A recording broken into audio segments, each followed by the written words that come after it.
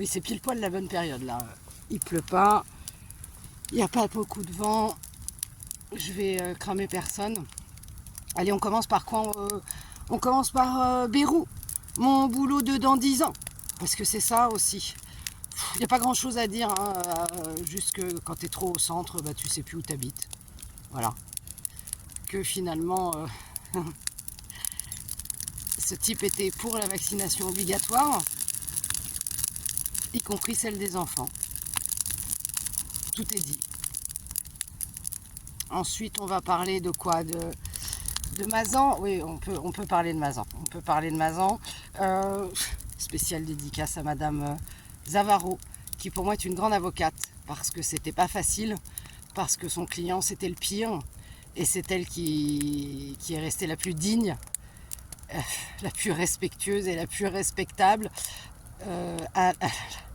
Alors quand tu penses à ses collègues qui s'occupaient de défendre les 50 connards enfoirés de violeurs de merde qui pour moi méritent de faire plus de 10 ans de tôle, alors on est vraiment dans la crasse humaine.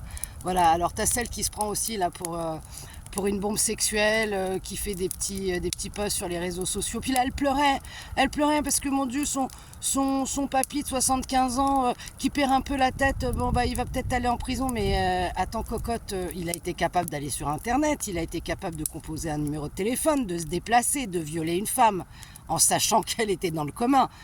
Bon bah moi j'aimerais bien que ce type-là, par exemple, il crève en prison, tu vois. Parce qu'à l'âge qu'il a, de toute façon, c'est pas la peine qu'il ressorte. Puis il y a l'autre là qui a réussi à faire un quitté. Alors je comprends pas pourquoi le client, faut que je me penche là-dessus. Et l'autre qui sort tout fier.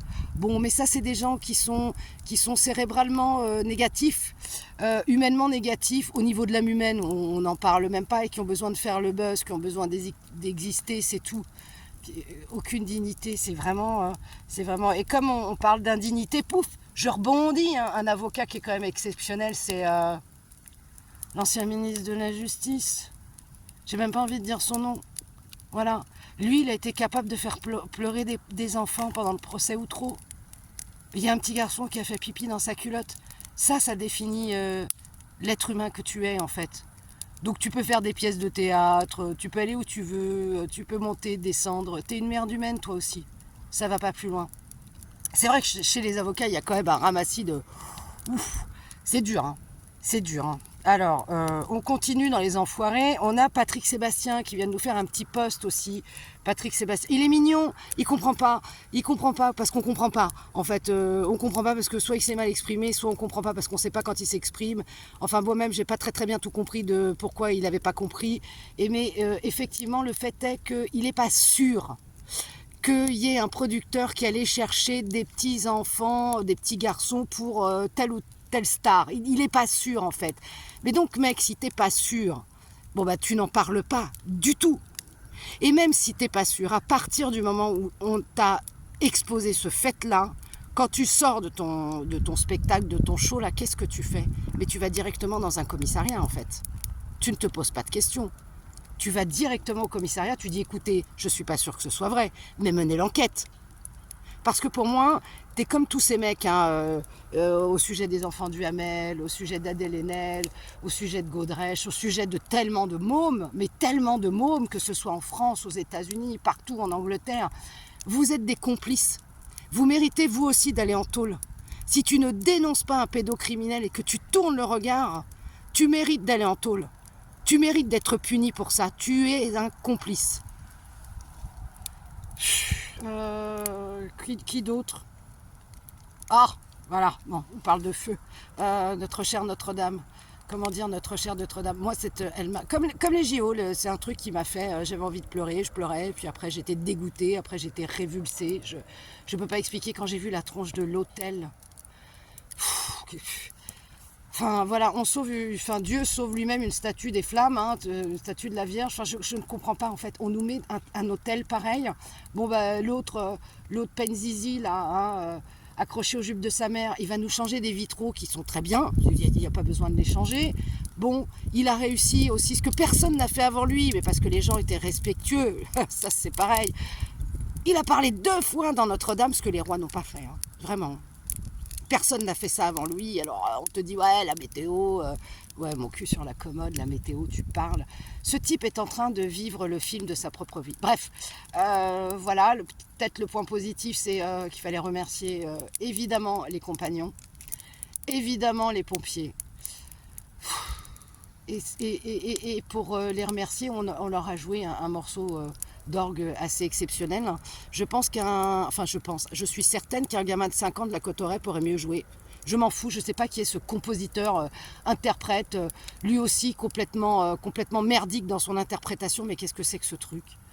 Après, on a Studio Line. Alors, merci Castelbajac pour nous avoir ramené dans les années 90 avec L'Oréal. C'est assez exceptionnel, mais qu'est-ce que vous avez tous, en fait, à vouloir moderniser le beau, l'ancien, à vouloir l'abîmer, mais vous sortez ça d'où, en fait, les gens? Attends, faut que j'alimente mon feu, là. Vous sortez ça d'où? C'est quand même incroyable de faire ça.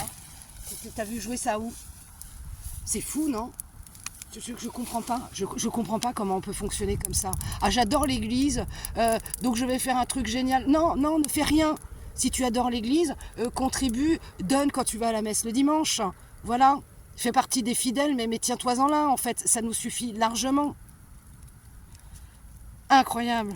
Incroyable. Bon, alors, après, on a Insalem. Alors, Insalem, bon, vous avez sur la vidéo Rebeu transgenre à peu près tout ce que je pense de ce style de mec. Moi, j'ai juste un message pour lui, là, parce qu'il se la pète et tout, il est content. T'as vu, il n'a pas du tout la même tronche. Il était vraiment en mode, non, c'est pas moi, excusez-moi, je voulais pas, c'est pas fait exprès. Non. Et puis là, il est très, très fier, tu vois. Il parle de médiocrité. Bah oui, médiocrité, c'est comme minable, c'est ton deuxième prénom. Alors, moi, tous ces mecs-là, j'ai envie de leur dire, mais qu'est-ce que vous faites encore là? Vous êtes là en train de gesticuler, de vous insurger, de crier à l'insurrection, à l'intifada. Mais allez là-bas, je veux dire, je pense que les palestiniens ont beaucoup plus besoin de vous là-bas que ici. Ici, vous ne leur servez à rien. Vous comprenez? Il faut que vous alliez vous engager là-bas. Parce qu'en plus, tu vis et tu donnes de l'argent à tout ce que tu conchies, mec. Ton incohérence, elle est crasse. C'est tellement minable. Voilà. Pars là-bas, pars les aider là-bas, vraiment il faut. Fais ça s'il te plaît, hein. Fais-le pour eux. Ne le fais pas pour moi bien évidemment, mais fais-le pour eux. Faites-le pour eux.